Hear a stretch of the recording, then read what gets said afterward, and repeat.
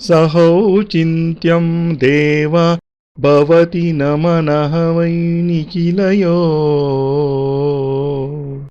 सहौ देवमात्म्यम् अवतरितभूमि ग्रह इति। दिवो सिद्धाश्रम वै गति इति भवेत् स्पन्दितमहो। महं देवं व्यग्र इहमिदसदौ पूर्णगति वै। हे योगीराज, आप सही अर्थों में सिद्धाश्रम के प्राण स्वरूप है।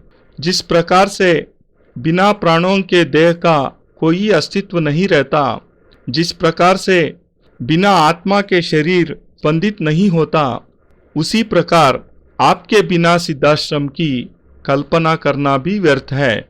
सिद्धाश्रम निश्चय ही अद्वितीय सिद्धस्थली है। यह सिद्धाश्रम जो हजारों लाखों वर्षों से गतिशील तो है, किंतु सुनसान सा पड़ा हुआ था, जहाँ उच्च कोटि की योगी तपस्या में रत थे, जहाँ ना किसी प्रकार की कोई हलचल थी, ना कोई स्पंदन था। ऐसा लग रहा था जैसे यह सिद्धाश्रम नहीं अपितु कोई शमशान स्थली हो। मगर आपने इस सिद्धाश्रम का परिवर्तन किया। यद्यपि आपने जितना संघर्ष, जितनी वेदना झेली, जितना विरोध हुआ, जिस दृढ़ता और क्षमता के साथ आपने इन सबको झेला है, वह हमारे लिए एक आश्चर्यजनक बात है।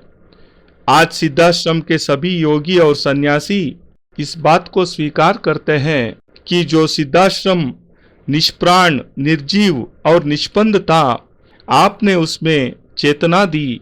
आपने सही अर्थों में उसे सिद्धाश्रम बनाया।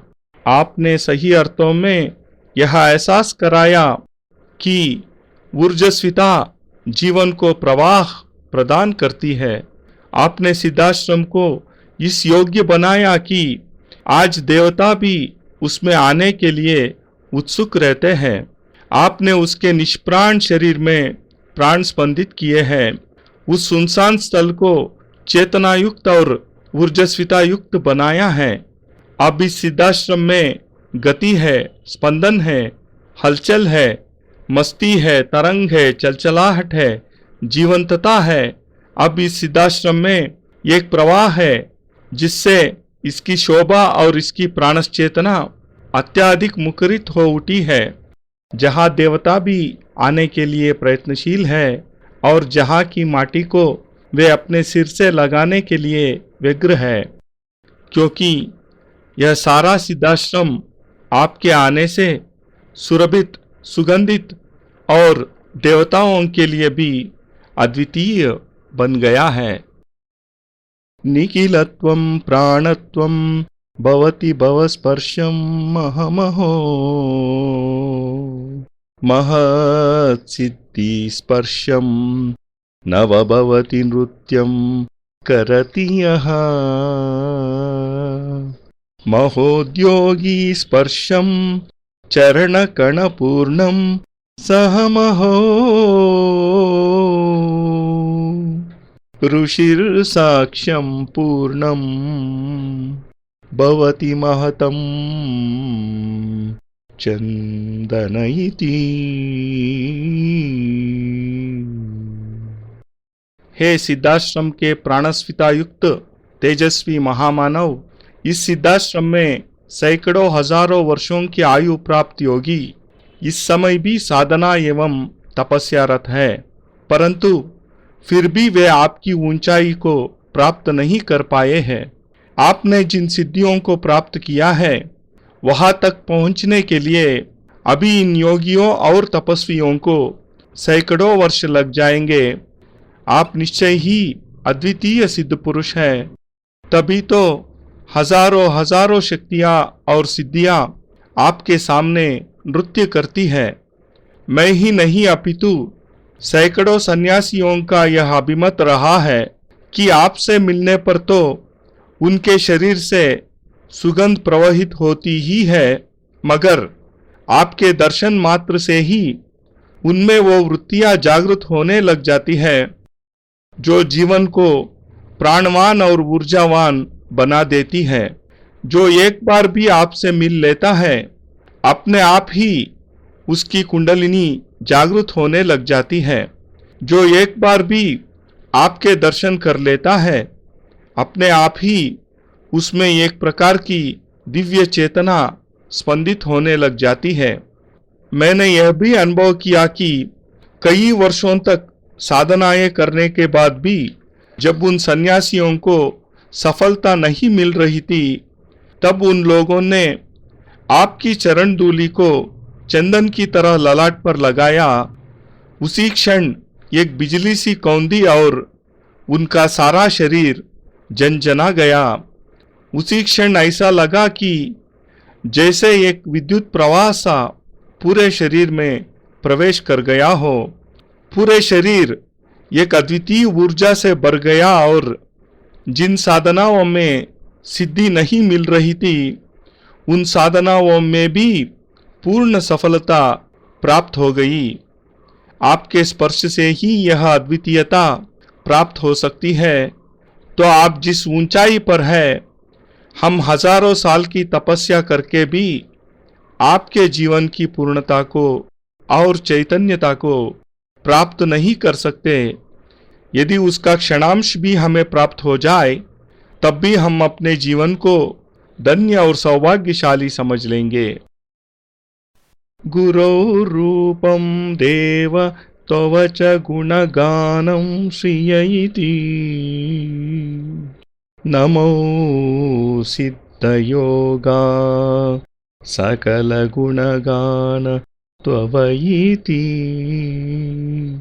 त्वदिकल्पवृक्षौ गुणग्रहितनैत्रहिरणयो त्वदयिगानं पूर्ण गुरुवर भवेत् पूर्ण श्रियतः। हे अनंत श्री सिद्धयोगा झील की प्रत्येक लहर आपके चरण प्रक्षालन के लिए व्यग्र है।